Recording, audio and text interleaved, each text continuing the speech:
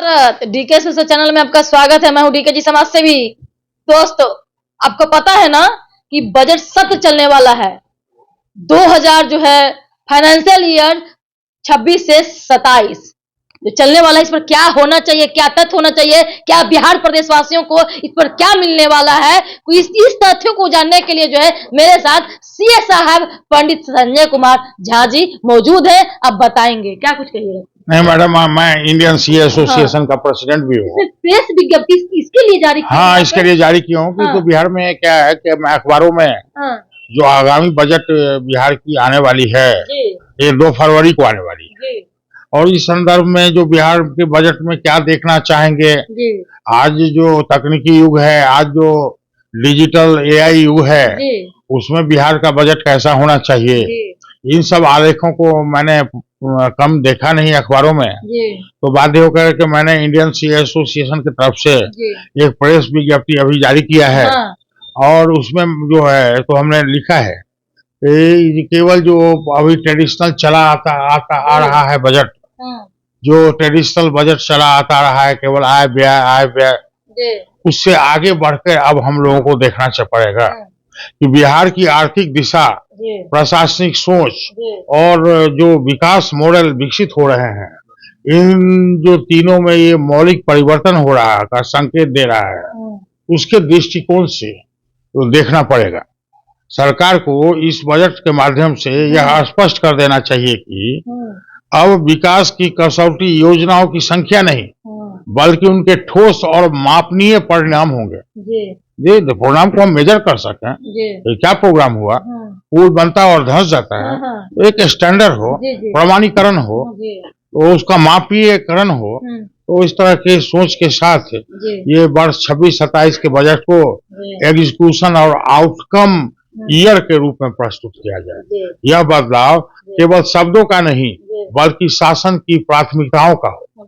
अब हमने कहा है कि अब $1 ट्रिलियन इकोनॉमी से 2 ट्रिलियन इकोनॉमी, अभी हम लोग 1 ट्रिलियन इकोनॉमी, अभी जस्ट कुछ महीनों पहले हमने 10 लाख करोड़ की इकोनॉमी हुए बिहार की।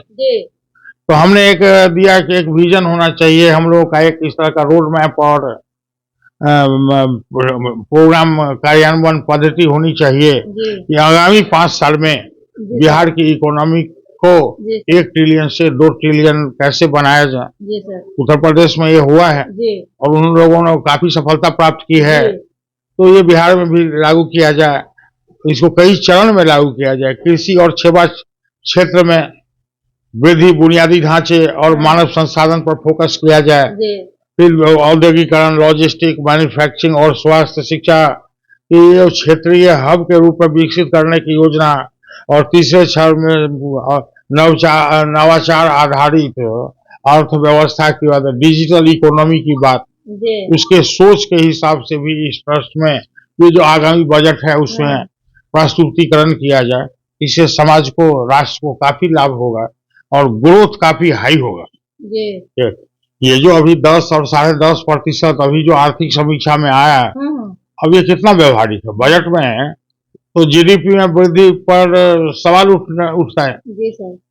इसलिए इनको कृषि में और निजी उद्योग, निजी निवेश में, इन सब पर भी लाना पड़ेगा। और तीसरा आधार जो है इनका, तो शिक्षा, स्वास्थ्य और डिजिटल अर्थव्यवस्था को अब सामाजिक दायित्व नहीं बल्कि विकास के इंजन के रूप में ही देखना पड़ेगा। हाँ, तो सर पहले जो पिछले का जो देखिएगा सत्र में, तो शिक्षा विभाग को फोकस दिया गया था, कृषि विभाग को फोकस किया गया था और स्वास्थ्य विभाग को फोकस किया गया था। उपलब्धि नहीं ना हो पा रही है, जो कुछ मानक होनी चाहिए ना उपलब्धि की, किसी के कह देने से उपलब्धि तो नहीं हो जाएगी। भले योजना बना, लोक लुभानी योजना था, और बनने के बाद उसका कार्यान्वयन नहीं हो रहा है, कार्यान्वयन किस स्तर का हो रहा है, इस सब का प्रमाणीकरण चाहिए, ये मापनीय हो, मेजरेबल हो, तो ये सब करना पड़ेगा। कृषि और ग्रामीण अर्थव्यवस्था के लिए तो एक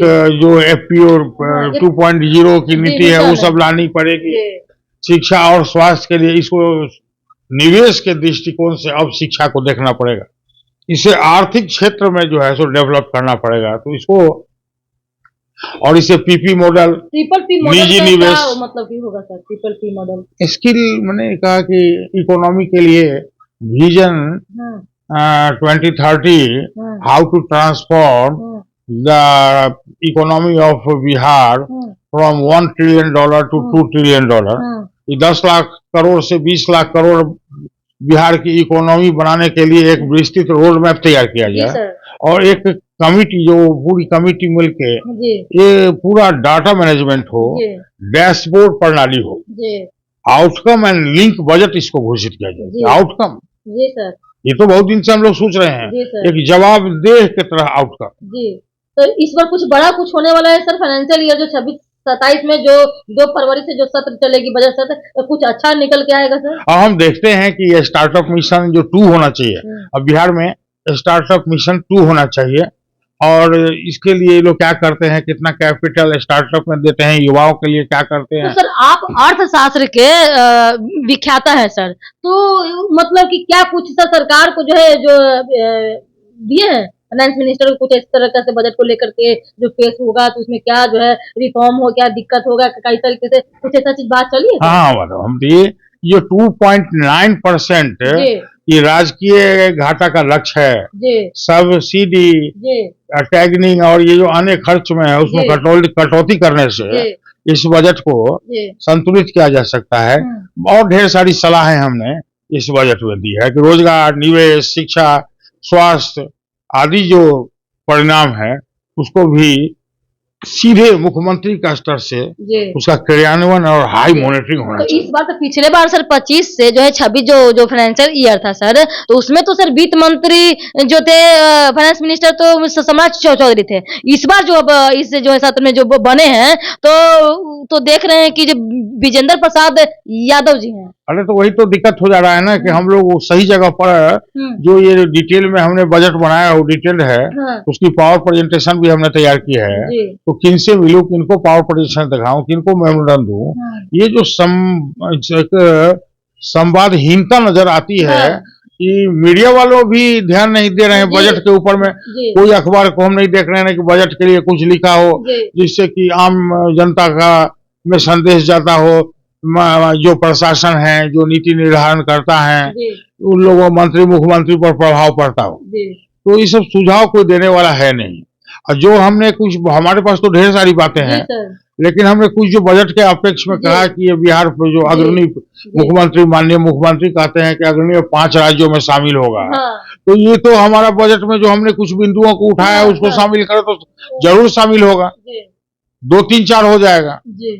तो आपके जो प्रेस विज्ञप्ति में जो लिखा हुआ है सर, उस तथ्य को अगर इस तरीके से जो है बजट पेश में अगर पेश किया जाए तो पूरा भारत में जो है 5वां नंबर पे जो है उद्योग के क्षेत्र में, कृषि के क्षेत्र में 5वां नंबर से पहले आ जाएगा। इसका कार्यान्वयन सही ढंग से हो और सीधे मुख्यमंत्री कार्यालय से इसकी हाई मॉनिटरिंग, सुपरविजन, इवैल्यूएशन होना बहुत जरूरी है कि किस योजना का कितना परसेंट काम हुआ है, गुणवत्तापूर्ण हुआ।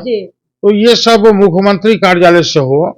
और इसको मेरा कहना है कि ये जो 20, 26, 27 का जो ये आम बजट हो रहा है बिहार सरकार का, वो केवल एक वही घिसी व्यवस्था पर वो एक दस्तावेज बनकर नहीं रह जाए। बजट में निष्पादन के लिए और निष्पादन के परिणाम और परिणाम की गुणवत्ता के लिए एक ऐसी एजेंसी हो, हर चीज का एक मानक तैयार हो, तो ये सब हो, ईमानदारी पूर्वक जो घोषित हो काम, तो काम बने। बजट में बार बार सोच विकसित हो, वो सारे बिंदुओं पर काम किया जाए। स्मार्ट सिटी बनाना है, गांव को शहर बनाना है, गांव में सारी शहर की सुविधा गांव में उपलब्ध कराना है, तो बहुत सोच समझ के एक एक नागरिक के को सोचकर उनके विकास के लिए बजट बनाना ही काफी नहीं है, बजट का क्रियान्वयन करना बहुत जरूरी है।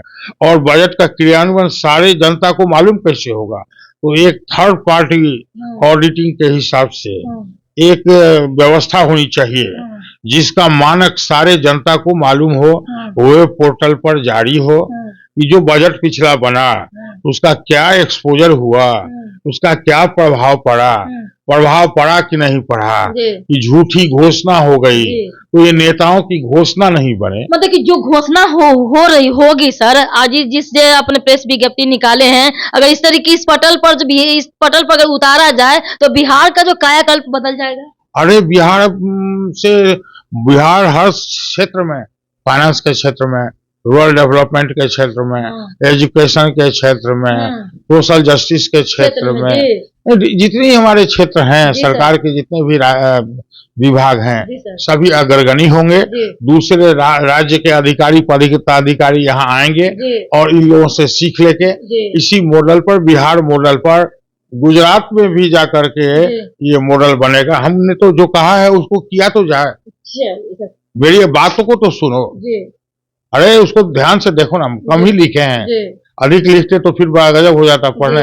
चलिए सर, धन्यवाद, बहुत बहुत धन्यवाद सर। देख रहे हैं ना कि देखे कि तमाम बातों को लेकर के जो है सीए साहब ने बताया कि अगर इस प्रेस विज्ञप्ति को लेकर के अगर इस चीज को पटल पर अगर बिहार में उतारा जाए तो हम लोग कैसे कहते हैं, आप लोग कहते हैं ना कि गुजरात मॉडल बनेगा बिहार, नहीं, अगर ये अगर लागू होता है तो बिहार मॉडल बनेगा, इसका कॉपी करेगा गुजरात। चलिए तब तक के लिए जय हिंद, जय भारत। देखते रहिए चैनल सब्सक्राइब करें, तो फॉलो करें।